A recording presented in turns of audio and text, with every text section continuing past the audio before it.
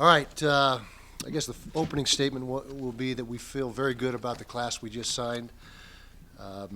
Took care of our needs. First and foremost on that needs list was linemen. So we were able to come away with roughly half the class, a little more than half the class, offensive or defensive linemen. That was our one of our primary targets. Quarterback and cornerback were also two positions that were high on the priority list, and so we felt like we took care of our basic needs and added to that a bunch of good football players, built around the primary needs. And so, I thought it was an outstanding job by our assistant coaches putting this class together.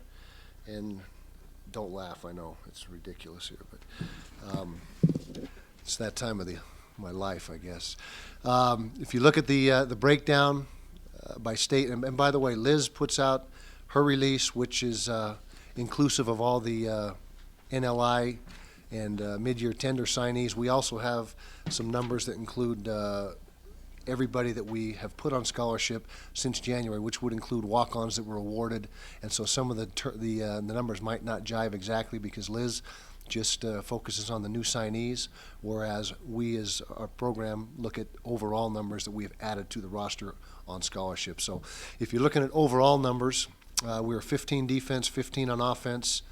If you break it down by state, had a huge year in state. 15 athletes from the state of Utah received scholarships since the turn of the new year. When you consider the new signees as well as walk-ons awarded, Coleman Peterson was one of those walk-ons that we awarded a scholarship to, our kicker that did such a great job for us last fall, so he earned himself a scholarship. So that, like I said, is inclusive of everybody that we put on scholarship since January 1, including our new signees. California was next, 11 signees out of the state of California. 3 from Texas. Morgan Scally did a great job again in Texas, pulling 3 quality players out of there. 2 from Hawaii, 2 from Louisiana, 1 from Nevada, 1 from Arizona. So again, our primary footprint is in-state, California and Texas, as it is most every year. If you look at it by high school versus JC, it was high school heavy again, which is usually the case. We're right around 21 high school signees. Now you also got to keep in mind that 5 of those high school signees are what we call sign and send, which means they'll serve their missions before they enroll at all at the University of Utah. They'll graduate from high school, get out on their mission, and then when they get back, we bring them into the program. So that's inclusive of those guys. 7 junior college players. One of those junior college players, Sione Tupawata, defensive end, has actually 3 years to play 3, so he's a sophomore eligibility-wise, so kind of a tweener.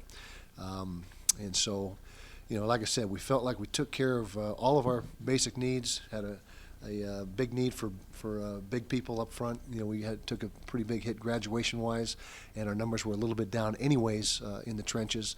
So we think that we restocked those positions and came away with some very good players.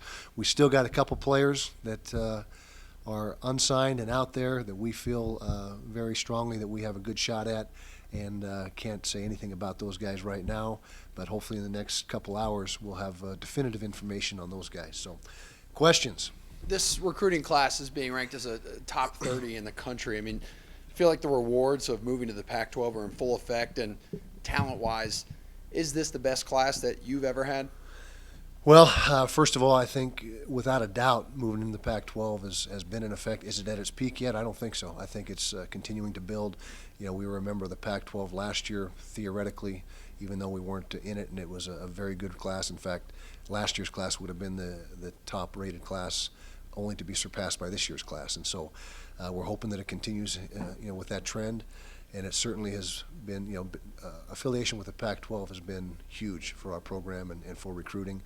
And I say on paper, this is the best class that we've ever signed. It may very well end up inside the top 25 if we're able to get these last couple players that we're still anticipating may come our way. Coach, you mentioned a very Utah-heavy class.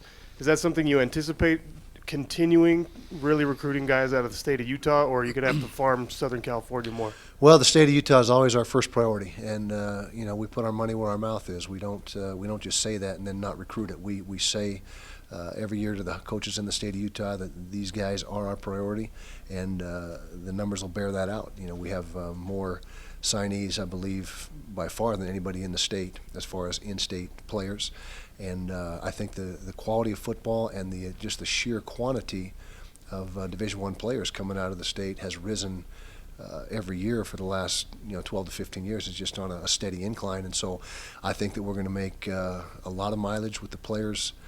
Get a lot of mileage out of the players in the state of Utah. We still have to supplement them with with the states that we also consider primary, Texas and California, and then the secondary areas, Arizona, Nevada, Louisiana, Hawaii, those type of areas. But I think you're going to see the bulk of our roster going forward always Utah heavy.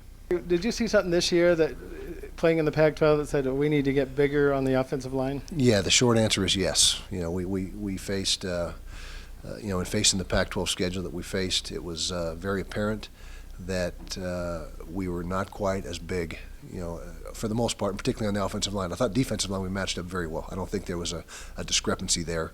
But if you look at offensive linemen, that was an area that we needed to bulk up, and both a little bit taller and a little bit heavier guys, and I think we're able to accomplish that. And plus the guys we got in our program, there's a lot of guys that are still developing that are inside our program that we're hoping to get to the point where they need to be as far as Pac-12 competitive level.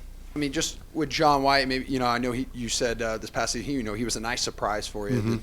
I mean, are you looking harder at JUCO guys because of that? No, we've taken about the same mix. It's always about 25% or thereabouts. Within a few percentage points, and so and we've had good success for a lot of years with JC guys. Look at Damian Hunter and Adam Tate and guys throughout the years that Matt Asiata, and so I don't think that this was unique this past year with John White, although he had tremendous success.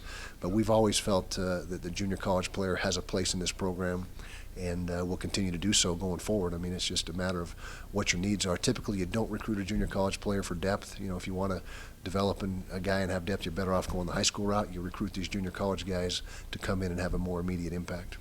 Coach, you just mentioned a lot of guys going from Utah to the NFL. Is that a selling point in recruiting for the program? Without a doubt. That's a huge selling point. I mean, the aspirations of these incoming players is to get a degree and to play at the highest level. That's what it should be, and we feel that we have a great sell on both those counts. Our APR is among the top in the Pac-12, which is academic progress rate, which is the new formula the NC2A uses, is really more important than graduation rate. It's what they look at, determine how you're doing academically, and then how many players you've sent in the NFL is without a doubt a selling point.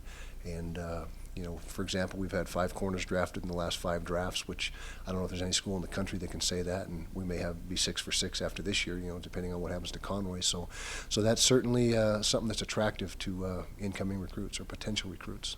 Kyle, you picked up a pair of highly touted quarterbacks. Could you just talk about they both going to come in and be able to compete for the job, and maybe just discuss the quarterback situation in general with Jordan?